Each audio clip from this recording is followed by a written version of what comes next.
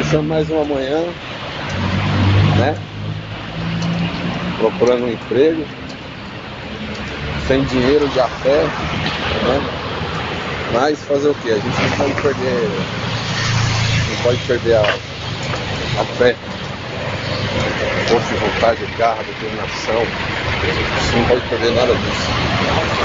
Tá um dia maravilhoso. Deus está me abençoando primeiramente, porque pelo fato de estar vivo já, né? Já não começou uma semana boa pra mim, porque também, inclusive, foi de um grande amigo meu também, né? Mais que um amigo, um irmão, na verdade. Eu não tô muito legal não, bem, mas quer dizer, eu peço forças a Deus pra me continuar. Porque se não fosse ele, né, eu não estaria no mundo. Me abençoe, que eu possa voltar a trabalhar, conquistar meus objetivos, tal.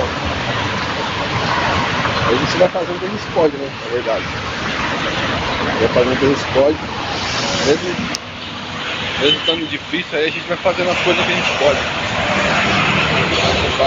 O país ultimamente está enfrentando uma situação negativa e muito sombria também.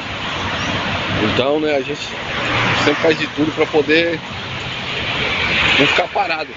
Passa uns biquinhos aqui e ali, mas nada registrado, nada confirmado também. E é isso aí, né? Não pode desistir.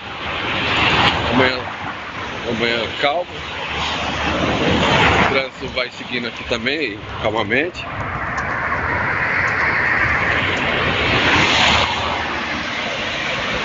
Mas eu não vou desistir. Nunca vou desistir. Né? Que Deus me abençoe. E tal. Continuando, porque o negócio tá difícil. Tá difícil pra caramba. O sol tá colocando sua cara aí. Vocês podem ver, eu tô em Santo André, eu vim de a pé. Não pagando história triste não pra ninguém, né? Mostrando minha dificuldade. Mas eu tô aí, né? Tô aí. Vamos que vamos, não pode parar. Tem que fazer de tudo pra poder conquistar um objetivo na vida. Se você quiser estar em casa pensando, pô, não é porque tá nesse veneno, não, eu tô nesse veneno. Pô, já faz muito tempo nesse veneno. Pô, não é porque eu tô nesse veneno que eu não vou desistir.